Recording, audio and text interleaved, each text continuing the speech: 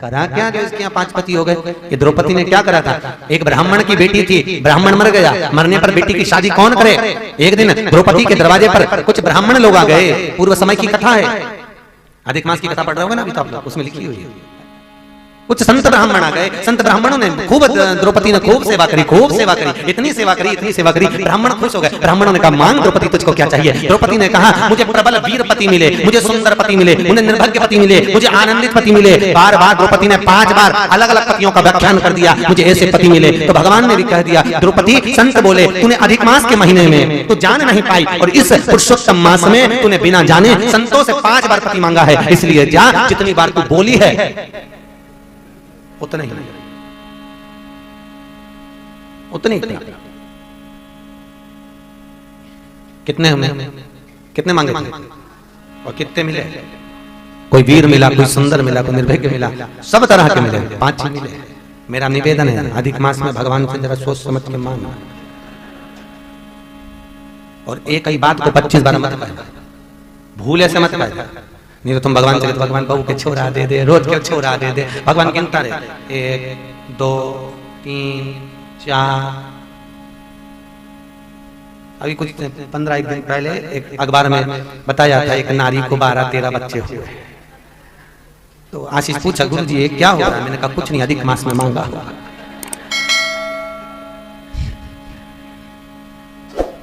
सोच समझ कर मांगा। भगवान को कहने की जरूरत नहीं आती। पुष्टि मार्ग में तो यहां तक वर्णन करा, ठाकुर जी के सम्मुख में जाकर कुछ मांगिए नहीं, ठाकुर जी को तो प्रदान करिए, दीजिए। एक मुखिया जी रोज भगवान से कहते थे, हे भगवान मैं तुम्हारा राजभोग धराता हूं, हे भगवान तुम्हारी मंगला करता हूं, हे भगवान तुम्हारा श्रृंगार करता हूं, और मेरे ऊपर शनि चल रहा, और मेरे परेशानी चल रही है, और तुम मेरी परेशानी नहीं देख रहे। भगवान भी मन में चुपचाप रहे। एक दिन वहां से वल्लभ निकल के जा रहे थे। वल्लभ ने कहा, मुखिया जी सेवा कैसी चल रही है? मुखिया जी बोले, एकदम चकाचक। तो वल्लभ ने कहा, आज राजभोग में धराऊंगा। ठीक है, आप चले जाओ। राजभोग धराने के लिए जैसे वल्लभ अंदर गए और ठाकुर जी को राजभोग धराया, इतने में ठाकुर जी ने कहा, वल्लभ मुझे यहाँ नहीं रहना, मुझे तेरे साथ ले चल, मुझे मत छोड़ी हवेली जी में। वल्लभ बोले, ठाकुर हवेली जी में क्या दिक्कत है? मुखिया जी तो बोल रहे चक सेवा चल रही है। इतने में ठाकुर जी बोले, काई की चक सेवा चल रही है, जितना खिलाए नहीं उतना बड़बड़ कर दे। क्या कि मैं इतना राजभोग में तुम्हें दूध धराऊं ने, रबड़ी धराऊं ने, ये धराऊं ने, वो धराऊं, जब देखो जब जितना खिलाए नहीं उससे दुगना मांगता रहता है। ऐसा मांगता तो मुखिया करूं क्या मैं? मेरे को यहाँ नहीं देना, मेरे को उसकी यहाँ छोड़ दे जो कुछ नहीं मांगे, प्रेम से मुझे खिलाए बस दे। ठीक है, चिंता ना करो, मैं बात करूं। बाहर गए, मुखिया जी क्या हाल चाल? मुखिया जी के चकाचक। वल्लभ ने कहा, काय का चकाचक? ठाकुर जी को कितने कष्ट हो रहा है, तुम जरा जरा सी बात में भगवान से कुछ ना कुछ मांग लेते हो, भगवान को कितना कष्ट भोगना पड़ता है, तुम्हें कुछ मालूम है? मुखिया जी शर्म में नीचे मुख हो गया। वल्लभ ने कहा, मुखिया अगर कुछ मांगना है ठाकुर से मत मांगो, मांगना है तो पटरानी यमुना जी से कह दो या फिर मुझसे कह दो, मैं तुमको दे दूंगा, पर ठाकुर जी से नहीं मांगना। मांगो किससे? यमुना जी से या वल्लभ से। उस दिन का नियम है, मेरे वल्लभ ने केवल मुखिया को नहीं, मेरे वल्लभ ने। और होता है कभी कभी जो मुखिया ठाकुर जी की सेवा सही नहीं करता तो पुष्टि में लिखा है, मुखिया भयो दुखिया। मुखिया क्या बन जाता है? दुखिया। और भीतरिया भयो भूत। भीतरिया कौन? अंदर जो ठाकुर जी का श्रृंगार कर भोजन करने वाला, सुंदर भोजन बनाने वाला, जो ठाकुर जी के भोजन बनाने में अगर जरा सी भी त्रुटि कर देता है, भोजन बनाने में जरा सी भी गलती कर देता है, क्योंकि रसोई घर में तो कोई बार बार झांक कर देखता नहीं है। अब ऊपर भोजन बन रहा है, दादाजी नीचे बैठे हुए हैं, ऊपर हलवाई कैसा भोजन बना रहा है, किस तरह का भोजन बना रहा है, कौन देख रहा है उसको? तो ये हलवाई का फर्ज है कि अगर किसी ने भी तुम्हारे ऊपर पूरा बाग सौंप दी है, तुम्हारे ऊपर सब छोड़ दिया है, तो तुम्हारा फर्ज है कि सही तरह से भोजन बने, ईमानदारी से भोजन बने, और अच्छा सात्विक सुंदर और स्वच्छ भोजन बने। अगर उसमें त्रुटि होती है और ठाकुर जी की थाली गई और ठाकुर जी ने अरोगा और उसमें अगर कुछ गलती हुई है तो खाने वाला नहीं देखेगा, पर ठाकुर तो देख लेगा ना, उसने तो देख लिया। तो भीतरिया भयो भूत, मुखिया भयो दुखिया। मुखिया दुखिया। पद प्राप्त करना कोई सहज नहीं होता। अगर जीवन में कोई अध्यक्ष का पद मिल जाए, उपाध्यक्ष का पद मिल जाए, सचिव का पद मिल जाए, कोई बहुत बड़ा पद अगर तुम्हें समाज का या कोई अच्छी जगह का मिल जाए, ईमानदारी से अच्छा कर्म कर कर, और ऐसा कर्म कि हमारे जीवन में हम अध्यक्ष बने हैं, तो सत्कर्म हो, भागवत रामायण गीता हो। क्यों? क्योंकि ज्यादा ट्रस्ट में पैसा जोड़ कर भी चले जाएंगे, पीछे वाले लड़ लड़के मर जाएंगे। अपने हाथ से सत्कर्म में लगाओ, धर्म में लगाओ, पुण्य में लगाओ, और सब जगह पर लगाओ। जोड़ जोड़ कर करोगे क्या? बस नाम हो जाएगा, उसने इतना जोड़ा रख कर गया, उसने इतना जोड़ा रख कर गया, उसने इतना जोड़ा रख कर गया। सत्कर्म क्या करा? बस नाम चला, पर सत्कर्म में नाम नहीं चला। सत्कर्म मैं साधुवाद दूंगा इस सत्संग सेवा समिति का, माहेश्वरी सत्संग सेवा समिति का। उनके सानिध्य में कम से कम ये दूसरा कार्यक्रम, और इससे पहले भी हो गया हो तो मालूम नहीं, परंतु हमारे सामने एक शिव महापुराण का और दूसरा ही श्रीमद् भागवत का। भले गोपाल जी डागा उसमें मुख्य मनोरथी का पद निभा रहे हैं, सब कुछ है, पर संभाल तो रही है समिति प्रेम से। जो समाज पद मिले उसका सदुपयोग करिए।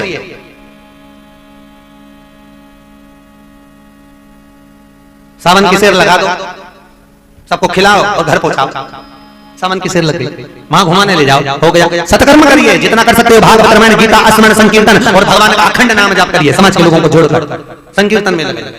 फिर निवेदन करूंगा, जितनी जपोगे माला उतना आएगा माल, क्योंकि माला 2 उंगली से गिनी जाती है और माल भी 2 उंगली से गिना जाता है। माला और माल दोनों को मिला दो तो हो गया माला माल। बस माला पकड़कर जितना भजन करोगे उतना माल आएगा। और दुनिया के लोग माला को छोड़ दिया माल के चक्कर में। आपको मालूम है, लोग माला को छोड़ दिया माल के चक्कर में, तो ना माला रही न मान रहा। मेरा निवेदन है, जितनी माला जपोगे उतना माला जपते रहो, भजन करते। द्रौपदी ने केवल एक गलती कर दी, मांगते समय 5 बार मांग लिया। सुंदर पति, वीर पति, निर्बल पति और ऐसा पति पति मांगती रही, 5 मिल गए। मेरा निवेदन है आपसे, अधिक मत चल रहा है, बड़े सोच समझ के मांगिए, विचार खूब प्रेम से, भक्ति से।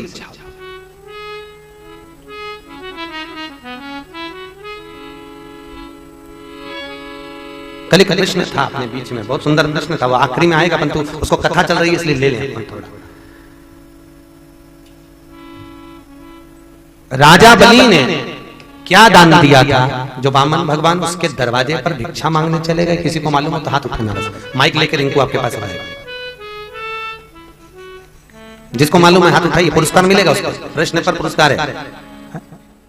प्रश्न फिर से ध्यान दीजिए, हाँ आगे बढ़ाओ। प्रश्न, ऐसा क्या दान कर दिया था, ऐसा क्या पुण्य कर दिया था जो वामन भगवान को राजा बलि के दरवाजे पर भिक्षा मांगने जाना पड़ा? बोलिए, कोई हाथ उठाए थे ना उधर से? उन्होंने बहुत दान किया था। किस चीज का दान किया था? प्रश्न उस चीज पर चल रहा है। बहुत सुंदर प्रश्न है। और कोकिला अधिक मास का प्रश्न है, बहुत सुंदर है कोकिला अधिक मास की कथा। आप लोग तो खेल पढ़ ही रहे होगे, सुन ही रहे होगे कोकिला अधिक मास। तो कोकिला अधिक मास की कथा में लिखा है, राजा बलि पूर्व समय का एक जुआरी था। ब्राह्मण होकर भी जुआ खेला करता था। क्या खेलता था? जुआ। अब जुआ खेलता, खूब सट्टा खेलता, खूब जुआ खेलता, खूब पैसे लगाता, बर्बाद हो गया। पिताजी की जितनी प्रॉपर्टी, जितनी जमीन, जितनी जायदाद सब नष्ट कर दी। एक दिन राजा बलि नशे में धुत होकर बैठा हुआ था। मन में सोचा जुए में हारने के लिए कुछ भी नहीं है। वही राजा बलि जो पूर्व समय का ब्राह्मण है, उसने पूर्व समय में एक ब्राह्मण के घर से, एक संत के घर से चोरी करी। चोरी में भी क्या करके लाया? एक छत्र और दूसरा कमंडल। क्या चोरी करके लाया? छत्र कमंडल चोरी करके लाया और जुए के मैदान में बैठ गया। फिर जुआ खेलने बैठा। भगवान की ऐसी कृपा हुई, क्या पता संत का कौन सा भाग शुद्ध था, और वो जुए में छतरी और कमंडल लगाया और वो राजा बलि जो पूर्व समय का ब्राह्मण जुआरी था, वो जुआरी जीत गया। अब जुआरी जीता, जुआरी जीतने के बाद बड़े आनंद में और पैसे वाला हो गया, खूब धन आ गया, ऐशो आराम की जिंदगी जीने लगा, वेश्याओं के जाने लगा। आपको कहा था कल कि व्यक्ति के पास में जब धन की वृद्धि हो जाती है, 3 मित्र बन जाते हैं, ताली, थाली, बर्बाद हो गया। वो राजा बलि जुआरी बर्बाद होने लगा। एक दिन वेश्या ने कहा, तुम आते हो हमारे लिए गजरा और बीड़ा लेकर आना। क्या लेकर? गजरा और बीड़ा। ठीक है। नशे में धुत होकर जुआरी गजरा और बीड़ा लेकर चला। जब बीड़ा लेकर जाने लगा, चलते चलते पत्थर से ठोकर लग गई। पत्थर से ठोकर लगी, ठोकर लगकर नीचे गिरा तो गजरा और बीड़ा दोनों जमीन पर गिर गए। थोड़ी देर बाद होश आया। होश आने पर उसने देखा गजरा बीड़ा तो सारा मिट्टी में मिल गया। वेश्या क्या जाना था, अब वो वेश्या को कैसे दूंगा? गुस्सा तो बहुत तेज आया। इसने उठाया बीड़े को और बीड़ा उठाकर सामने भगवान नारायण का मंदिर था और उस नारायण के मंदिर में बीड़ा फेंक दिया भगवान के ऊपर। जब भगवान के ऊपर बीड़े को फेंका, जाते जाते नशे में धुत था, एक बावड़ी में गिर गया और मरने के बाद जब यमराज की केद चढ़ा, चित्रगुप्त महाराज से पूछा, बताओ इसके पाप और पुण्य कितने हैं? चित्रगुप्त महाराज ने कहा, इसने जिंदगी में एक भी पुण्य नहीं करा, चोरी, छल, कपट, जुआ, वेश्यावृत्ति, सारा गंदा काम करा। इतने में यमदूत के युद्ध में से एक दूत बोला, महाराज इसने अपनी जिंदगी में एक सत्कर्म करा है। कौन सा सत्कर्म? इसने अधिक मास के महीने में बीड़े को भगवान के मंदिर में दान दिया है। चित्रगुप्त महाराज ने कहा बीड़ा दान नहीं दिया था, मिट्टी में सना हुआ बीड़ा, धूल में सना हुआ बीड़ा वेश्या के लिए लेकर जा रहा था और वो वेश्या नहीं लेती, इसलिए इसको गुस्सा आया और मंदिर में फेंक दिया भगवान की मूर्त पर। यमराज ने कहा भले इसने मिट्टी में सना हुआ बीड़ा फेंका पर मंदिर में तो फेंका, भगवान के दरवाजे पर तो फेंका, भगवान की मूर्त पर तो फेंका। एक काम करो, अगर इसने बीड़ा भगवान के मंदिर में अधिक मास में फेंका है तो इसको भी कुछ समय के लिए कितने बीड़ों का दान करा वो देखा जाए। तो बीड़ों का दान देखा, बीड़ों का दान देखा तो उसमें 7 बीड़ों का दान करा था। 7 दिन के लिए इसको भी बैकुंठ में ले जाओ, जैसे ही बैकुंठ में फेंको तो नारायण को बता देना। नारायण के पास सूचना पड़ी कि ये जुआरी को बैकुंठ छोड़ने आया। जुआरी को भगवान विष्णु ने पूछा इसने करा क्या? महाराज पक्का जुआरी है, नशे में धुत था, मिट्टी में सने हुए बीड़े को तुम्हारे मुंह पर मारा था। भगवान को याद आया उस दिन तो लक्ष्मी जी बीड़े की जिद कर रही थी, इसी के तो बीड़े काम में आए थे। भगवान ने कहा इसको बैकुंठ नहीं, 7 दिन के लिए इंद्र का आसन दे दो, इसको राजा बना दो, इंद्र का सिंहासन प्रदान कर दो, क्योंकि अधिक मास में कोकिला व्रत के समय पर इसने जो दान किया है, भले मिट्टी में सना हुआ बीड़ा दिया, इसको ले जाओ और इंद्र का आसन दे दो। 7 दिन के लिए इंद्र का आसन दे दिया गया। इंद्र कुर्सी से नीचे तक, इंद्र के मैं काय को उतरूं? 7 दिन के लिए इंद्र ये है, इसको मनाएंगे। 7 दिन के लिए इंद्र का आसन मिल गया। इंद्र का आसन मिला, इतना चतुर जुआरी, इसने सोचा केवल 1 दिन बीड़े का दान दिया, 7 बीड़े का दान दिया तो 7 दिन का इंद्र का आसन मिल गया। अगर बहुत दान कर देता तो कहा जाता तो एक काम करता हूँ, भले अधिक मास चले गया हो पर दान करने में पीछे नहीं हटता हूँ। और उसने इंद्र की कुर्सी पे बैठ के इतना दान, इतना पुण्य, जितना इंद्र का माल था, ऐरावत हाथी, जितनी अप्सराएं, जितना माणिक मोती सोना चांदी हीरा पन्ना अंबारियां सब दान कर दी। और 7 दिन बाद नीचे उतरा कुर्सी से और इंद्र वापिस आके बैठा। उसने बुलाया ऐरावत हाथी, आए नहीं, अप्सरा आए नहीं, माणिक मोती कुछ भी नहीं। पूछा हुआ क्या? तो इंद्र को क्रोध आ गया और इंद्र भगवान विष्णु के पास गया। नारायण कैसे जुआरी को कुर्सी पे बिठा दिया, उसने तो पूरा बर्बाद कर दिया। इतने में भगवान बोले अरे इंद्र जो तू इतने सालों में नहीं कर पाया वो 7 दिन में करके चला गया। 7 दिन में कर दिया, तू इतने सालों में नहीं करा और वो 7 दिन में कर चले गया। भगवान विष्णु इतने प्रसन्न हुए, राजन तूने जुआ खेलने वाला जुआरी, तूने मेरा मन प्रसन्न कर दिया, इतना दान दिया है कि तेरे दरवाजे पर भीख मांगने का मन करता है। तू पृथ्वी पर राजा बलि बनेगा और मैं तेरे दरवाजे पर भीख मांगने के लिए आऊंगा। केवल एक बीड़े का दान अधिक मास में कोकिला व्रत में करा था। बीड़े का हमारे यहाँ कोकिला व्रत अधिक मास में दान में बीड़े का दान भी एक वर्णित है। आपको बताएं कौन से दिन का है?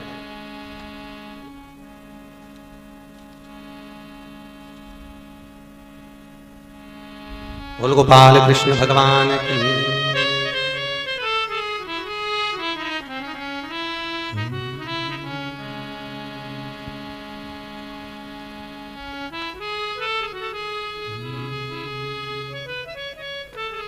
हेवा श्री वल्लभ प्रभु नो नाम हमने प्राण प्यारो छे। श्री वल्लभ प्रभु नो नाम हमने प्राण प्यारो छे।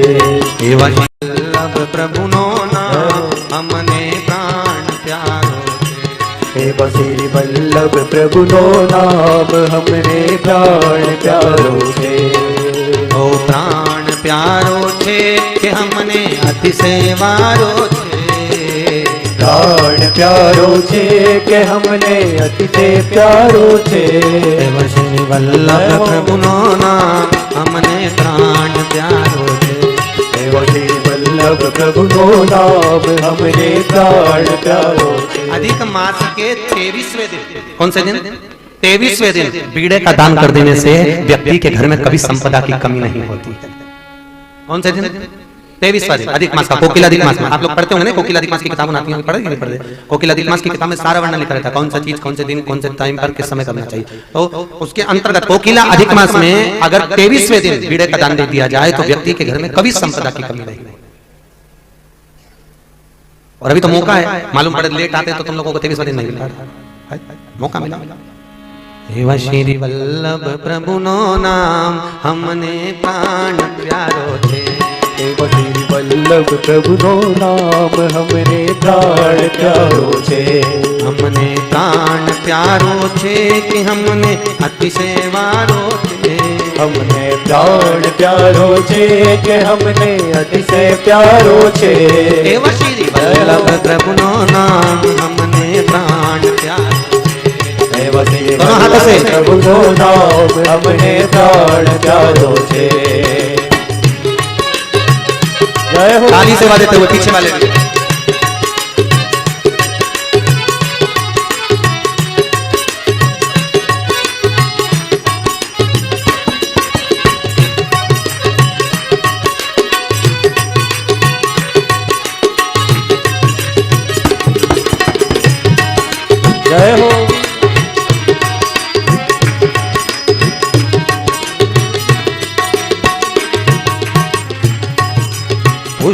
मार्ग प्रगटायो, हे त्यों ना ताप मिटायो।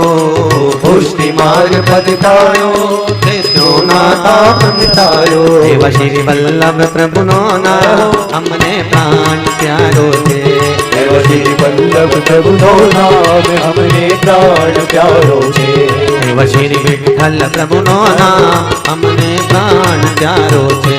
देव श्री विठ्ठल प्रभु नो नाम, हमने प्राण प्यारो छे। प्राण प्यारो छे ने हमने अति सेवारो छे। प्राण प्यारो छे के हमने अतिशय प्यारो छे। एव श्री वल्लभ प्रभु नो नाम, हमने प्राण प्यारो छे। एव श्री वल्लभ प्रभु नो नाम, हमने प्राण प्यारो छे। ताली सेवा देते हुए जय हो।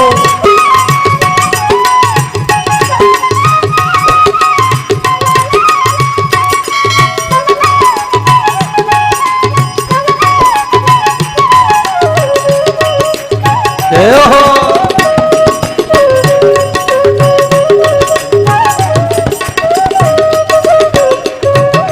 सेवा मार्ग चलायो, भक्ति मार्ग विस्तारो। सेवा मार्ग चलायो, भक्ति मार्ग विस्तारो। सेवा मार्ग चलायो, भक्ति मार्ग विस्तारो। सेवा मार्ग चलायो, भक्ति मार्ग विस्तारो। एव श्री विठ्ठल प्रभु नो नाम, हमने प्राण प्यारो थे। एव श्री वल्लभ प्रभु नो नाम, हमने प्राण प्यारो छे। एव श्री वल्लभ प्रभु नो नाम, हमने प्राण प्यारो थे। एव श्री वल्लभ प्रभु नो नाम, हमने प्राण प्यारो छे। प्राण प्यारो छे के हमने अतिशय प्यारो छे। प्राण प्यारो छे के हमने अतिशय प्यारो छे। एव श्री वल्लभ प्रभु नो नाम, हमने प्राण प्यारो छे। एव श्री वल्लभ प्रभु नो नाम, हमने प्राण प्यारो छे। एव श्री विठ्ठल प्रभु नो नाम, हमने प्राण प्यारो छे। एव श्री विठ्ठल प्रभु नो नाम, हमने प्राण प्यारो छे। श्री वल्लभाधीश की जय। भगवत कीर्तन में, भगवत स्मरण में जहाँ किस चीज का दान दिया था राजा बलि ने? पूर्व समय में जुआरी बनकर बीड़े का दान दे दिया, और बीड़े का दान देकर सत्ता का राजाधिपति बनकर बैठा, जिसके दरवाजे पर स्वयं नारायण भिक्षा मांगने गए, स्वयं भगवान पहुंचे हैं जहाँ। इसलिए कहा जाता है अधिक मास में अधिकता में सेवा करो, अधिकता में दान करो। क्यों कहा गया? अधिक सेवा, अधिक व्रत, अधिक मास में केवल दो चीजें नहीं होती, आपको मालूम होगा। एक शुभ कार्य जैसे विवाह आदि कर्म हो गए, उद्यापन आदि कर्म हो गए, उद्यापन भी नहीं होते, और दूसरा गौदान नहीं होता। याद रखिए, अधिक मास में केवल एक ही दान है जो अधिक मास में नहीं किया जाता, गौदान। गौ निमित्तार्थ आप कुछ देना चाहो वो दे सकते हो, पर गौदान नहीं दे सकते। उसका कारण है, मान लो आपने किसी को गाय का दान दिया, अन्य समय में दिया वो तो चल गया, पर अधिक मास में अगर गऊ का दान दिया और वो गाय किसी ब्राह्मण के यहाँ गई और ब्राह्मण ने उसकी सही सेवा नहीं करी, अगर वो दुखी रहेगी, अधिक मास में दी हुई गाय, वैसे तो कभी भी गऊ दान करो पर दुखी रहे तो दुख तो व्यक्ति को होता ही है, पर अधिक मास में जो गाय दान दी जाती है अगर वो दुखी है तो उसका अधिकता में दुख का सारा बोझ जिसने दान करा है उसको लगता है। इसलिए अधिक मास में गऊ दान नहीं दी जाती, अधिक मास में गाय का दान नहीं दिया जाता, उद्यापन नहीं किए जाते, कोई बड़े कर्म हो वो नहीं करना चाहिए। धर्म करो, दान करो, पुण्य करो, सत्कर्म करो, गौ सेवा करो, चारा दो, भजन करो, कीर्तन करो, नाम जाप करो, खूब। पर बाकी के क्रम में ये ध्यान रखें। तो यहां जो वर्णन किया गया, सोच समझ कर मांगो। द्रौपदी ने सोचा नहीं, विचारा नहीं, मांग लिया। वही द्रौपदी के 5 पुत्रों का वध अश्वत्थामा ने करा, तो क्यों करा? अश्वत्थामा तो ब्राह्मण था, ऐसा कर्म क्यों कर बैठे? होता है कभी कभी व्यक्ति दूसरे को प्रसन्न करने के चक्कर में गलत काम कर बैठता है, होता है, दूसरे को प्रसन्न करना है। तो द्रौपदी के 5 पुत्र पलंग पर सो रहे थे, तो क्या भगवान उनकी रक्षा नहीं करे? भगवान ने रक्षा करी। किसकी करी? 5 पुत्रों की रक्षा नहीं करी। भगवान ने जब अश्वत्थामा संकल्प लेकर गया, अरे दुर्योधन तुझसे एक नहीं मरा, मैं पांडवों को 5 को मार कर लेकर आता हूँ, उस अश्वत्थामा को नहीं मालूम कि 5 पुत्र सो रहे हैं। वो तो भगवान आ गए और भगवान ने द्रौपदी के कक्ष में आकर कहा, द्रौपदी तेरे 5 की 5 पति तेरे पास में है, मेरे को रथ चलाते चलाते हाथ दुखते हैं, बैठे बैठे पांव दुखते हैं, क्योंकि मैं धेनु चराने वाला हूँ, दिन भर चलता रहता हूँ। अगर चलने वाले व्यक्ति को रोक दिया जाए तो पांव दुखने लगे। मेरे चरण दुखते हैं, हाथ दुखते हैं, और तेरे पांचों पति यहाँ बैठे, इन पांचों पतियों को बोल मेरी सेवा करने आए। द्रौपदी ने पहली बार द्वारकाधीश के मुंह से सुना, मुख से श्रवण करा कि 5 पति सेवा करने आए। द्रौपदी ने निवेदन करा, प्रभु आपके चरण दुख रहे हैं? हाँ मेरे चरण दुख रहे हैं। आपके हस्त दुख रहे हैं? हाँ मेरे हस्त दुख रहे हैं। इतने में युधिष्ठिर ने कहा, भीम, नकुल, सहदेव, अर्जुन उठो, चलो। पांचों के पांचों उठ कर गए। द्रौपदी कहने लगी, कक्ष में अकेली रहूंगी, श्रेष्ठता नहीं बनती है। इतने में भगवान कृष्ण ने कहा, एक काम कर, तेरे 5 पुत्रों को सुला, तेरे 5 पुत्र सो जाएं, क्या दिक्कत? 5 पुत्र सो गए। पांडवों को बचाने के लिए पुत्रों को सुलाकर चदरा उड़वाकर भगवान जब गए, अश्वत्थामा आया, शीश को काटा, वो समझा पांडव हैं, काट कर रक्त से सनी हुई चादर में लपेट कर शीशों को रखकर पहुंच गया दुर्योधन के यहाँ। दुर्योधन देख, तू नहीं मार सका, मैंने मार दिया। दुर्योधन ने जो वस्त्र खोला, 5 पुत्रों के शीश थे। रोने लगा दुर्योधन। उधर द्रौपदी को मालूम पड़ा कि मेरे पुत्र मार दिए, तो द्रौपदी भी रो रही है। इधर द्रौपदी रो रही है, उधर दुर्योधन रो रहा है। द्रौपदी के रोने का केवल एक कारण है कि एक छत्राणी के पुत्र जिनको युद्ध के मैदान में मरना था, वो पलंग पर सोते सोते मर गए। और दुर्योधन क्यों रो रहा है? दुर्योधन क्यों रो रहा है? दुर्योधन कहने लगे, अश्वत्थामा रोऊंगी तो क्या करूं, हम तो मर जाएंगे, हमारे भाई अर्जुन पांडव भी मर जाएंगे। कम से कम उनके बच्चे जिंदा रहते तो तर्पण और तिलांजलि तो करते थे, परंतु तूने तो उनको भी मार दिया। अश्वत्थामा कहने लगे, तो क्या हो गया, मर तो गए ना, 5 पांडव नहीं मिले तो बेटे तो मर गए। ये श्रेष्ठता नहीं, तूने गलत करा। इतने में तो द्रौपदी रोती हुई द्वारकाधीश के पास गई, ना मेरे बेटे मर गए प्रभु। भीम अर्जुन को भेजा, जाकर देखो क्या हो गया। भीम अर्जुन ने जाकर देखा, क्या बात है, द्रौपदी के पुत्रों का वध कर दिया। अश्वत्थामा ने पकड़ कर लिया, अश्वत्थामा को द्रौपदी के सामने लाकर खड़ा कर दिया। ले द्रौपदी, ये हाथ में तलवार ले, शीश काट दे। मेरे वल्लभ सुबोधनी में लिखे, द्रौपदी जैसी कोई विद्वान नहीं होगी। द्रौपदी ने कहा, इसने मेरे बच्चों को मार दिया तो मैं अपने गुरु के बच्चों को मार दूं। अश्वत्थामा किसका बेटा था? गुरु का। गुरु द्रोणाचार्य के पुत्र को मैं मार दूं? नहीं मार सकती। भीम ने कहा, इसने भी तो तेरे बेटे को मारा, मार दे। इतने में द्रौपदी ने यहां पर थोड़ा सा ज्ञान दिया। द्रौपदी बोली, वाह प्रभु, कोई कुत्ता हमें काट लेगा तो हम कुत्ते को काट लेंगे। अरे बोलो तो, होता है ऐसा? अगर कोई सर्प हमें काट ले तो क्या हम सर्प को काट लें? कोई स्वान हमें काट ले तो हम स्वान को काट लें? द्रौपदी ने कहा, ऐसा नहीं होता। पहले द्रौपदी ने बोल दिया, पर घर घर में ऐसा ही होता। सास ने कुछ बोला, बहू ने पलट के जवाब दिया। ये तो उसी में कहा हो गया कि कुत्ता ने तुम्हें काटा तो तुमने कुत्ता को काट लिया। मेरा निवेदन है, सास अगर कुछ बोले तो बहू को पलट कर जवाब नहीं देना चाहिए। क्यों? सास प्रयास करती है बहू को संवारने का, गालियां देती है, अपशब्द कहती है, ताने देती है। क्यों? क्योंकि हमने जिंदगी में बहुत सहन करा, पर हमारी बहू को सहन ना करना पड़ा। ध्यान देना, एक मार्बल तुम्हारे सामने जो पत्थर लगा है, मार्बल का लगा है, इस पे चलकर आते हो, लात धरते हो। एक मार्बल की मूर्ति किसी मंदिर में जाकर देखो तो मार्बल की मूर्ति मिल जाएगी। एक मार्बल दोनों हैं, एक ही खदान से निकले हैं, एक ही दुकान से आया है। बस अंतर इतना है कि एक मार्बल की मूर्ति मंदिर के अंदर पूजा रही है और एक मार्बल पर लोग लात रख रहे हैं, थूक रहे हैं, गंदगी कर रहे हैं। बस अंतर इतना है, मूर्ति बनाते समय जिसने चोट को सहन कर लिया वो मंदिर के अंदर पूजा गया, और जो चोट सहन नहीं कर पाया, टूट कर गिर गया, तो पत्थर पांव में रखने के काम आ रहा है। जिसने चोट सहन कर ली, जब लोग तरासे चोट को जो सहन कर लेता है, माता पिता की गाली को जो सहन कर लेता है, सास ससुर के शब्दों को जो सहन कर लेता है, घर के बुजुर्गों के शब्द जो सहन कर लेता है, वो सवर जाता है, जगत में पूजा जाता है। और जो सहन नहीं कर पाता वो जूते रखने के काम आता। सहन करना सीखो। कोई ताने दे देने दो, गाली दे देने दो, अपशब्द से कहने दो। क्या किसको रोइए? चादर तान के सोइए। आपने क्या करना? क्यों बोले? अपशब्द निकले ही नहीं। भगवान से प्रार्थना करा करो मेरे से अपशब्द ना निकले। बिल्कुल, कोई कितना ही कुछ बोले, गाली निकले ही नहीं, अपशब्द निकले ही नहीं। आजकल तो बहुत अच्छा सिस्टम हो गया, अगर सास कुछ कहती तो वो लगा लो कान में और मोबाइल में फंसा लो। क्या करना? बोल। सास गाली भी दे तो तुम आरती गाओ, तेरा तुझको अर्पण क्या लागे। क्यों? वो गुस्सा करे तुम भजन गाओ, तू तो काली रे कल्याणी हो मां, जित देखूं ते तू ही तू। वो तुम्हें ताने दे, तुम भजन गाओ, अम्बे तू है जगदम्बे काली, जय होरी चिन्नई वाली, हम सब उतारे तेरी।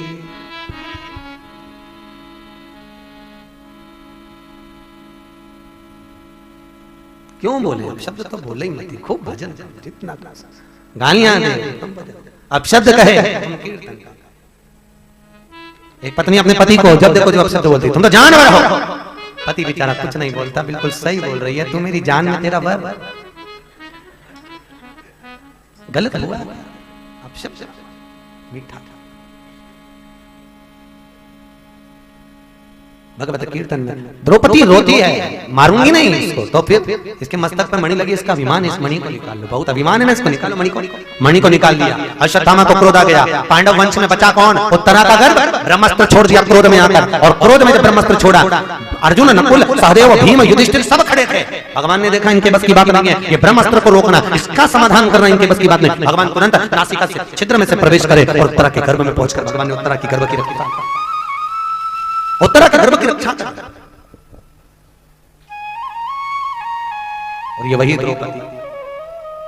वही द्रौपदी है जिसका चीर दुशासन ने खींचा था। कितने थे गंधारी के, कितने बच्चे थे?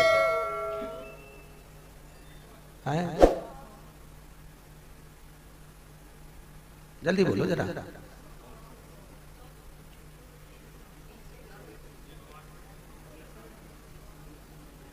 केवल 2। कितने थे? 2।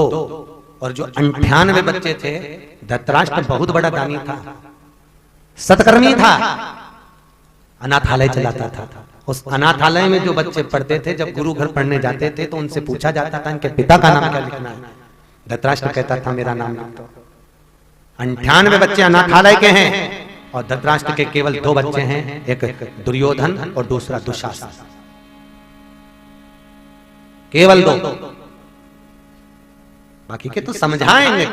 दुर्योधन का चौथे नंबर का भाई विकर्ण, क्या नाम था? विकर्ण, चौथे नंबर का भाई, मुंह से बोला भैया दुर्योधन, अगर 5 गांव का राज्य मांग रहे हैं तो दे दो ना, युद्ध करने से कौन सा फायदा है? क्यों लड़ रहे हो? अपन ने इतनी बड़ी सत्ता रख रखी है, इतनी बड़ी सृष्टि रख रखी है, 5 गांव का राज्य देना दे दो। इतने में दुर्योधन ने कहा हे विकर्ण, मुंह संभाल कर बोल, मेरे बाप के दिए हुए पर पला है तू, और तू मुझसे मुंह मिलाता है। विकर्ण का जब संबोधन हुआ तब विकर्ण के पीछे जितने खड़े थे सब समझ गए इनके घर का अन्न खाया है तो साथ तो देना पड़ेगा, पर अपन बोलेंगे नहीं, बोलेंगे साथ तो देना पड़ेगा। लड़े 100 की 100 ही लड़े।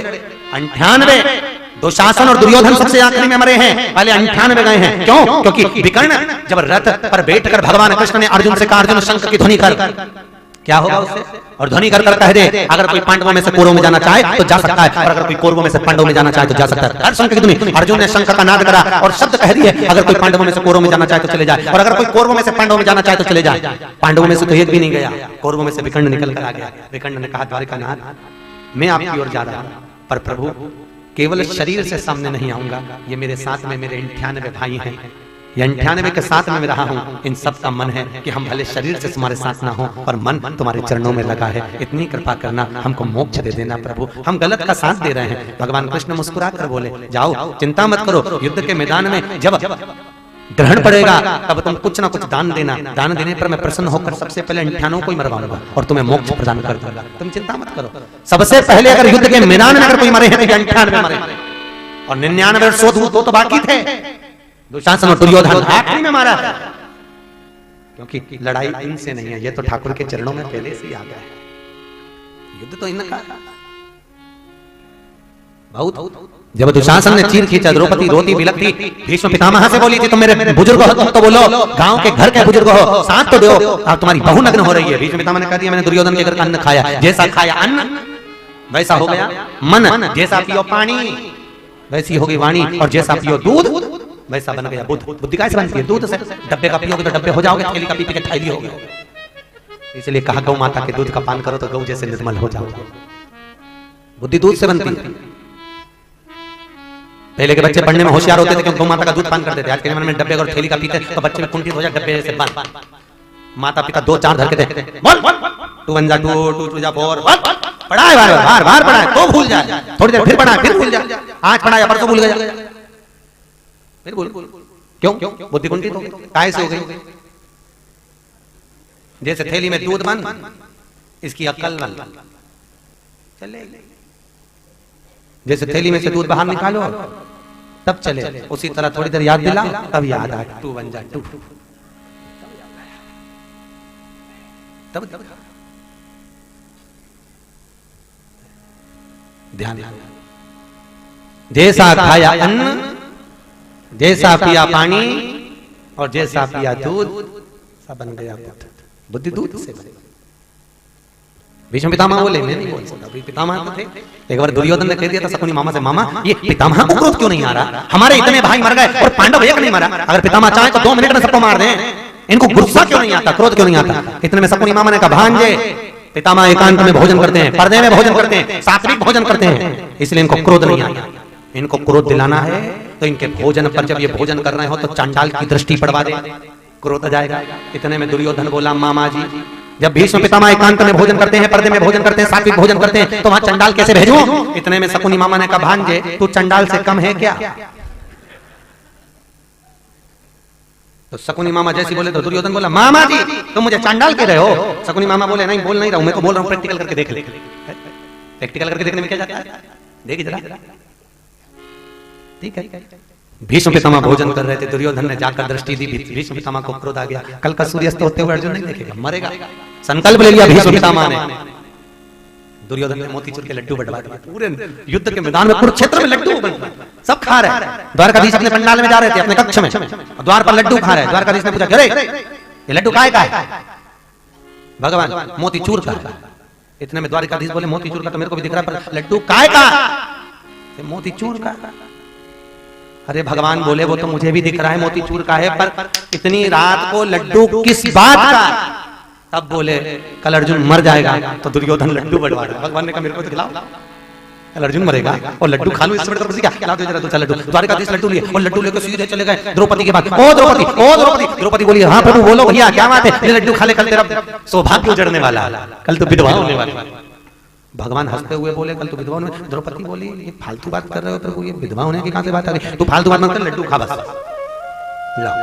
द्रौपदी ने लड्डू लेकर खाया। भगवान कहने लगे, द्रौपदी कल अर्जुन मरने वाला है और तू लड्डू खा रही है? द्रौपदी कहने लगी, मारने वाला कृष्ण और बचाने वाला कृष्ण, लड्डू नहीं खाऊं तो क्या करूं? भगवान ने कहा, फालतू बात छोड़ दे, जल्दी से दासी के कपड़े पहन ले, नौकरानी के कपड़े पहन, और नौकरानी के कपड़े पहनकर दासी के कपड़े पहन और इतना घूंघट डाल ले। कितना ये घूंघट बहुत काम का है। द्रौपदी ने इतना घूंघट डाला और एक बार यशोदा जी ने इतना घूंघट डाला, याद है?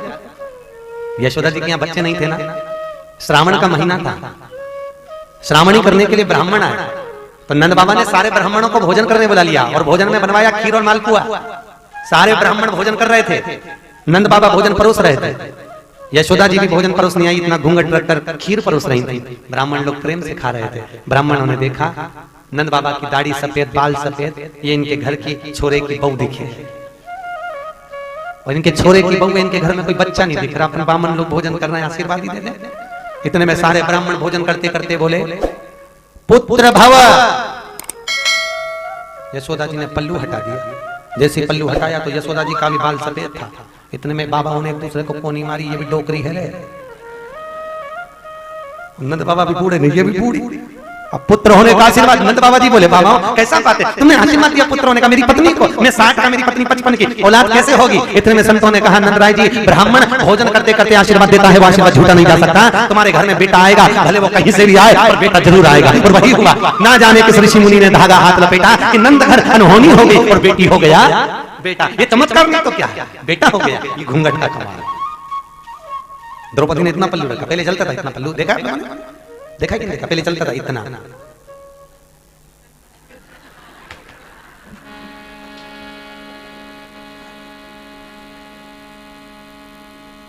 अब तो कहीं की इतना पल्लू कर ले तो लोग उसे जान, किसकी बहू है? अब तो साड़ी वाले की दुकान पे जाओ और पूछो, क्यों भैया इसमें पल्लू है? साड़ी वाला भी बोल देता है, साड़ी में तो है, पर जहां होना चाहिए मालूम नहीं, साड़ी में तो है। आज के जमाने में बहुओं इतना पल्लू नहीं, पहले करती थी बहुओं 2 बार इतना पल्लू करती हैं। एक बार शादी करके आती है जब, क्योंकि मुंह दिखाई होती है तो सोने की रकम मिलती है, और एक बार घर में कोई बुढ़ा बुढ़ी मरे, कोई बुजुर्ग मरे ना, तब बहुओं इतना पल्लू करती। क्यों? क्योंकि आंख में एक भी आंसू तो आते नहीं, दिगन में अंदर से चिल्लाती रहती है। पल्लू इतना कर अंदर के अंदर चिल्लाती रहेगी।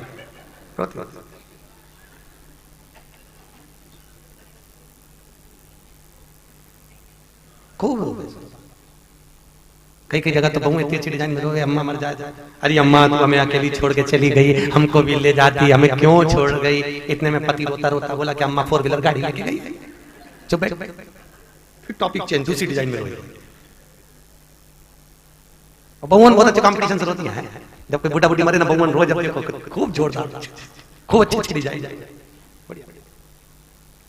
हमारे सीहोर में तो हम कोई मर जावे तो बहुवन हमें देख ले तो रोती नहीं है, क्योंकि मालूम है अगली कथा जब सीहोर में होगी तो नाम लेकर बोल देगा कि बिमला भाई ऐसी रो रही थी। क्योंकि हमें मालूम घर घर की कथा की बेचारी बूढ़ी को 2-2 रोटी के लिए तरसा दे, एक गरम चाय का गिलास नहीं दे और मर जाए तो आंसू ढलका। जीते जी गंगा में गंगा हमारे पीछे पहुंचा दी गंगा, ऐसी गंगा पहुंचाने से कौन सा फायदा। तो हम तो मुंह से बोल देते हैं कि उनकी वो ऐसी रो रही थी, अम्मा बेचारी भूखी मर गई तो नहीं थी रोटी और अब रो रही। निवेदन है, माता पिता जिंदा है खूब सेवा करो, सास ससुर जिंदा है खूब सेवा करो। और अगर सेवा नहीं करी, तुम देखना नहीं सेवा करे कहीं कहीं मर जाए, उसके बाद बहुवन बेचारी रोती रोती वार्थी की परिक्रमा लगाते तो नहीं लगाते ऐसी परिक्रमा लगा के पांव पड़े, अम्मा मुझे माफ कर देना, जो गलती हो क्षमा कर देना। गांव के लोग कहते क्षमा मांग ले, माफी मांग ले, क्यों? क्योंकि नहीं तो मालूम पड़े सपना में दिखेगी आके माफी मांग ले। और कई कई बहुओं को दिखती भी है, पानी पीने रसोई घर में गई, अम्मा बैठी थी चौका में, तोड़ के वापस आ गई, तुरंत तोड़। पति ने पूछा क्या हो गया? तुम्हारी अम्मा बैठी है। कहाँ? चौका में बैठी है। तो अम्मा बोली बेटा अब तो मेरा टाइम चालू हुआ है, एक रोटी नहीं दी सही से, प्रेम से नहीं जिमाया। जब देखो जब खाने बैठती तो आंख दिखाती, कभी घी की रोटी नहीं देती, बासी रोटी मुझे ही खिलाती और खुद परहेज में देती, मैं नहीं खाऊंगी, बासी मैं नहीं खाऊंगी, तो बेचारी बूढ़ी माँ खा ले के फेंकेगी अपन ही खा लेता। अब देख द्रौपदी ने इतना भगवान से पूछा पल्लू क्यों करूं? भगवान ने कहा तू कर तो सही, मुंह मत दिखाना, भीष्म पितामह के कक्ष में जाना, पांव पकड़ लेना, चरण इतनी रात को, हाँ इतनी रात को, और पितामह जब तक आशीर्वाद नहीं देते तो पांव मत छोड़ना और मुंह मत दिखाना, ठीक है? जा। जैसे लेके गए द्रौपदी चप्पल पहन के चली, भगवान का चप्पल उतार जल्दी चप्पल, नौकरानी होके चप्पल पहनती है द्रौपदी, पल्लू हटा के देखिए मैं नौकरानी अभी तो है ना, चप्पल। भगवान ने चप्पल उतरवाई, द्रौपदी की चप्पल उतरवाई। द्रौपदी बोली मेरे मायके की है। लोगों को मायके की चीज बड़ी प्रिय लगती है। पति 1-1 हजार की 5-5 हजार की साड़ी दिला देना तो किसी को नहीं दिखाई दी, और मायके से 500 की भी मिल गई ना, अभी गई थी ना राखी में, अच्छी दिया है मायके की प्रिय। तो द्रौपदी बोली मेरे मायके की है, तो भगवान ने बोला समझ के रखूंगा, चिंता मत कर, जात मंद। चप्पल दे, भगवान ने चप्पल में चप्पल को फंसाया, आम के पेड़ के नीचे चप्पल का टेका लगाया द्वारिकाधीश ने, और काली कम्बल को ओढ़कर सो गए। द्रौपदी अंदर गई। भीष्म पितामह को रात भर नींद नहीं आ रही है, कल अर्जुन मरने वाला है। द्रौपदी ने पितामह के चरण पकड़ लिए, बाहर खिड़की में से पितामह झांक रहे थे। पितामह को लगा दुर्योधन की पत्नी रोज आशीर्वाद लेने आती थी ब्रह्म मुहूर्त में, आज थोड़ा जल्दी आ गई है, तो पितामह ने तुरंत आशीर्वाद दे दिया, अखंड सौभाग्यवती भव। जैसे अखंड सौभाग्यवती बोला, इतने में तो द्रौपदी ने पल्लू हटाया। जैसे ही पल्लू हटाया तो भगवान भीष्म पितामह बोले द्रौपदी तू? द्रौपदी बोली पिताजी अब तो कल देखूंगी, आपका आशीर्वाद रहता है कि संकल्प रहता है, तो कल देखा जाएगा। पितामह रात को ध्यान लगाकर देखे, आखिर इसको इतनी रात को कौन ने भेज दिया यहाँ? पितामह ने ध्यान लगाकर देखा, इसको जिसने भेजा था वो चप्पल का टेका लगा के काली कम्बल ओढ़ के बड़े चैन से सो रहा है, बड़े चैन से सो रहा। भगवान भीष्म पितामह ने सोचा बताओ, खुद तो चैन से सो रही है, अपने बेचैन कर दिया। पितामह ने रात्रि को पत्र लिखा, बाण पर लपेटा और युद्ध के मैदान में पत्र को छोड़ दिया। भगवान के चरणों में पत्र गया, भगवान ने पत्र उठाकर पढ़ा, पत्र पढ़ते ही द्वारिकाधीश के नैनों में जल भर गया। पितामह ने लिखा कि दीन बंधु दीनानाथ मेरी डोरी तेरे हाथ, हे प्रभु अब तुम्हें निभाना, तुम वचन मत टूटने देना, आशीर्वाद छूटने मत देना, कुछ ऐसा कर दो। भगवान ने तुरंत उसी समय पर अर्जुन से कहा कि अर्जुन भीष्म पितामह के शरीर पर बाणों की बरसात कर दे। अर्जुन ने कहा ये पितामह को कितना कष्ट होगा। भगवान बोले पितामह को डनलप के गद्दे पर सोने पर, रुई के गद्दे पर सोने पर जो सुख नहीं मिला होगा वो सुख बाणों की सैया पर मिलेगा। ऐसे कैसे हो सकता है? भगवान ने कहा अर्जुन तू जानता नहीं है, पितामह ने अपनी जिंदगी में खूब एकादशी के व्रत करे हैं, वो सारी की सारी एकादशियां पितामह को अपने हाथों पर झेलेंगी। इसलिए लोगों को लगेगा बाण चुभे हैं, बाण नहीं, जितनी एकादशी उसने जीवन में करी वो झेल ले। पितामह जैसी एकादशी किसी ने नहीं करी होगी। पितामह 26 एकादशी करते थे, 24 तो 12 महीने की और अधिक मास में पड़ जाती थी 2, 25 और 26, और अधिक मास में कोकिल अधिक मास की 26 एकादशी तो बहुत भारी होती है, 25 और 26। आपको कहा था 25वें नंबर की एकादशी पर जो गन्ने के रस को छींट देता है उसके घर में लक्ष्मी की कमी नहीं होती। तुलसी के क्यारे, तुलसी का क्यारा जानते हो ना? 3 तरह का तुलसी का क्यारा होता है। एक होता है गोल तुलसी का क्यारा, व्याधियों को हरता है। चौकोर तुलसी का क्यारा, जिसके यहाँ वंश नहीं बढ़ रहा, संतान नहीं होती हो, उसके घर में चौकोर तुलसी का क्यारा होना चाहिए, उसके घर में वंश बढ़ जाता है। तीसरे नंबर का षडाकाकृति का तुलसी का क्यारा, 6 फलक वाला, देखा 6 कोने होते हैं उसमें, 6 कोने वाला तुलसी का क्यारा, जिसका व्यापार नहीं चलता हो, व्यवसाय नहीं चलता हो, जिसके यहाँ संपदा नहीं आती हो, 2 दिन दुकान चले 4 दिन बैठे रहो, 4 दिन चले 6 दिन बैठे रहो, और कोई ना कोई रोग घर में बना ही रहता है, कभी सास बीमार, कभी ससुर बीमार, कभी कोई बीमार, तो उसके यहाँ षड कोण वाला तुलसी का क्यारा होना चाहिए, तो व्यापार भी बहुत बढ़ता है और घर में कोई बीमार भी नहीं पड़ता। तुलसी के क्यारे का अलग अलग प्रमाण है, कोकिला व्रत में इसका प्रमाण दिया गया है, ठीक है। शास्त्र कहता है त्रयोदशी तिथि को, कोकिला अधिक मास की 13, कौन सी 13 कोकिला अधिक मास की त्रयोदशी तिथि को तुलसी के पौधे के नीचे 33 मालपुए रखकर उसके ऊपर कुछ फल रखकर किसी ब्राह्मण को अगर दान दे दो तो व्यक्ति के घर में कभी संपदा की कमी नहीं होती और रोग मुक्ति होती है और पितरों की शांति होती है। शास्त्र कहता है गया जी में 1000 बार पिंडदान कर लो, बद्रीनाथ में ब्रह्म कपाली लाखों बार कर लो, और कितनी बार भी पितरों के निमित्त से ब्राह्मण को भोजन करा दो, और कोकिला अधिक मास में केवल 1 बार तुलसी की छांव में 33 मालपुए फल रखकर दान दे दो, हजारों पिंडों के बराबर पूर्वजों को भाग मिल जाता है और पितृदोष समाप्त हो जाता है। इतना भाव है कोकिला अधिक मास में मालपुए देने का। परंतु किसकी छांव में? तुलसी की छाया पड़ना चाहिए उस मालपुओं के ऊपर। है सबके घर तुलसी है ना, क्योंकि ठाकुर जी को सबसे ज्यादा प्रिय तुलसा है। मंदिर अंदर सांवरिया ने बाहर तुलसा, झाला दे बोला में अंदर आओ तुलसा, लहंगा लाया चुनर लाया फेरो तुलसा, नहीं नहीं रे सांवरिया रुक्मन रानी लड़सी, रुक्मन रानी लड़सी तुम्हारो काई करसी, उसे पीहरे पहुंचा दो तुम तो फेरो तुलसा। ठाकुर जी को सबसे ज्यादा प्रिय तुलसा, अति प्रिय, बहुत।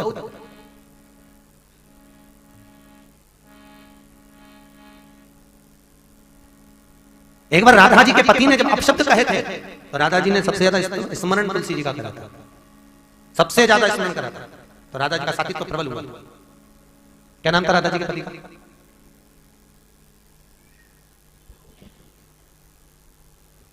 अरे बोलो जल्दी से बोलो।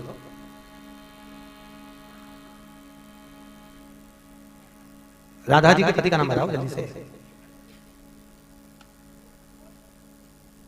हाँ पहुंचे सही जगह हो, पर आगे का शब्द छोड़ दिया है। घोष में उसका अनय घोष, बिल्कुल सही है, जोरदार ताली बजाओ, बिल्कुल सही उत्तर, बहुत सुंदर उत्तर दिया। अनय घोष राधा जी का पति, बिल्कुल सही है। जब ताने दिए, अपशब्द कहे, गालियां दी, राधा जी का मन विचलित हो गया। तुलसी स्मरण कराया राधा जी ने, गर्ग संहिता में लिखा है राधा जी ने बहुत तुलसी का स्मरण, तुलसी सींची, स्मरण करा, व्रत करा, दान करा, पुण्य बहुत। बोल तुलसा महारानी की जय, तुलसा महारानी की जय।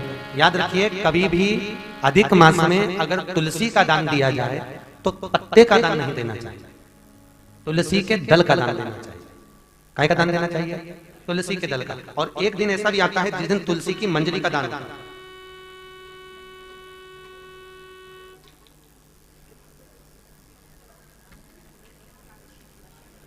बोल गोपाल कृष्ण भगवान की जय।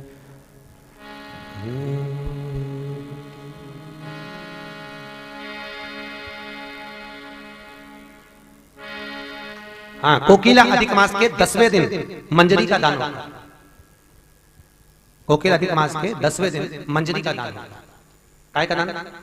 तुलसी की मंजरी देखी होगी ना, तुलसी की मंजरी ऊपर लगी रहती है, मंजरी का दान काय के लिए किया जाता है? तो कोकिला अधिक मास की भाव वर्णन किया गया, जिसके घर में लक्ष्मी टिकती नहीं हो, 1 रुपए कमाओ 1.25 रुपए खर्च होता हो, पैसा हाथ में दिखता नहीं हो, कितनी मेहनत करो फल नहीं मिलता हो, पढ़ते हैं बच्चे पर अच्छे नंबर नहीं आते, नौकरी ढूंढ रहे हैं अच्छी नौकरी हाथ में नहीं आती, व्यापार फैलाना चाहते हैं फैल नहीं पा रहा, तो उसके लिए 10वें दिन मंजरी का दान करना चाहिए।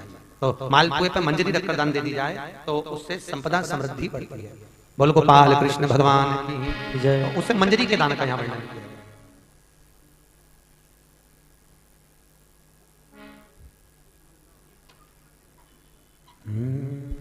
भाव भरी भक्ति मारे मन लालो दिखाव छे, भाव भरी भक्ति मारे मन लालो दिखाव। दोनों हाथों से ताली से बजाते हैं। भाव भरी भक्ति मारे मन लालो दिखाव छे, भाव भरी भक्ति मारे मन लालो दिखाव छे, लालो दिखाव छे रे मन लालो दिखाव छे, लालो दिखाव दिखाओ छे रे मने लालो दिखाओ छे हे साचा सत्संग मारे मने लालो दिखावते साचा सत्संग मारे मने लालो दिखाओ छे हे भाव भरी भक्ति मारे मने लालो दिखावते भाव भरी भक्ति मारे मने लालो दिखाओ छे दोनों हाथों से ताली से बजाओ। जय हो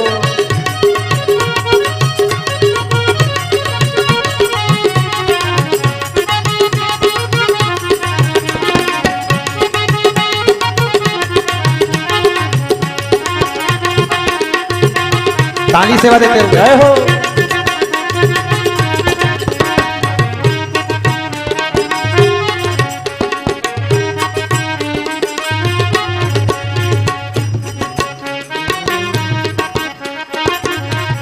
गोकुलिया कामना नंद जी ना धाम मां गोकुलिया गामना नंद जी ना धामना गोकुलिया कामना नंद जी ना धाम मां गोकुलिया गामना नंद जी ना धामना हे यशदानी गोद मारे मने लालो दिखावते यशदानी गोद मारे मने लालो दिखाओ छे हे साचा सत्संग मारे मने लालो दिखावते साचा सत्संग मारे मने लालो दिखाओ छे हे लालो दिखावते मने लालो दिखावते लालो दिखाओ छे रे मने लालो दिखाओ छे हे भाव भरी भक्ति मारे मने लालो दिखावते भाव भरी भक्ति मारे मने लालो दिखाओ दोनों हाथ से जय हो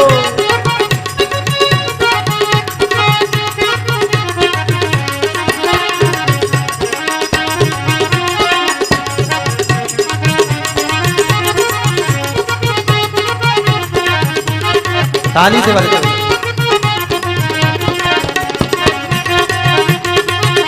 हरि वो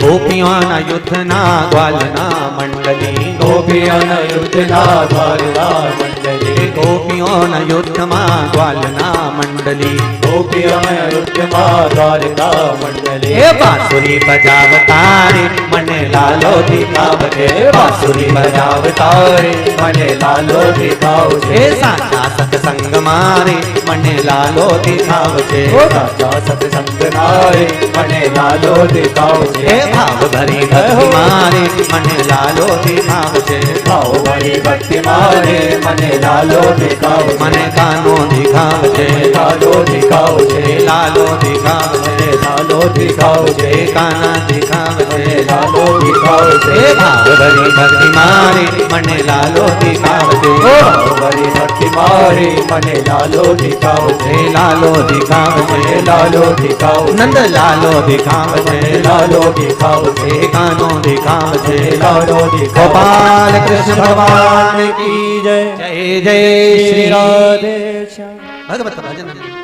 इतने में दुर्योधन ने कहा हे बीकानेर मुंह संभाल कर बोल, मेरे बाप के दिए हुए पर पला है तू और तू मुझसे मुंह मिलाता है। विकर्ण का जब संबोधन हुआ तब विकर्ण के पीछे जितने खड़े थे सब समझ गए इनके घर का अन्न खाया है तो साथ तो देना पड़ेगा, पर अपन बोलेंगे नहीं, बोलेंगे नहीं, साथ तो देना पड़ेगा। लड़े सो की सोई लड़े।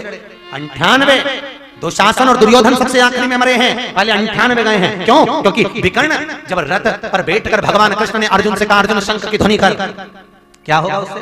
और ध्वनि कर कह दे अगर कोई पांडवों में से कौरवों में जाना चाहे तो जा सकता है, और अगर कोई कौरवों में से पांडवों में जाना चाहे तो जा सकता है। हर शंख की ध्वनि, अर्जुन ने शंख का नाद करा और शब्द कह दिए अगर कोई पांडवों में से कौरवों में जाना चाहे तो चले जाए, और अगर कोई कौरवों में से पांडवों में जाना चाहे तो चले जाए। पांडवों में से तो एक भी नहीं गया, कौरवों में से विकर्ण निकल कर आ गया। विकर्ण ने कहा द्वारिकानाथ मैं आपकी ओर जा रहा हूं, पर प्रभु केवल शरीर से सामने नहीं आऊंगा, ये मेरे साथ में मेरे 98 भाई हैं, ये 98 के साथ में मैं रहा हूं। इन सब का मन है कि हम भले शरीर से तुम्हारे साथ ना हो पर मन तुम्हारे चरणों में लगा है, इतनी कृपा करना, हमको मोक्ष दे देना प्रभु, हम गलत का साथ दे रहे हैं। भगवान कृष्ण मुस्कुरा कर बोले जाओ चिंता मत करो, युद्ध के मैदान में जब ग्रहण पड़ेगा तब तुम कुछ ना कुछ दान देना, दान देने पर मैं प्रसन्न होकर सबसे पहले 98 को ही मरवाऊंगा और तुम्हें मोक्ष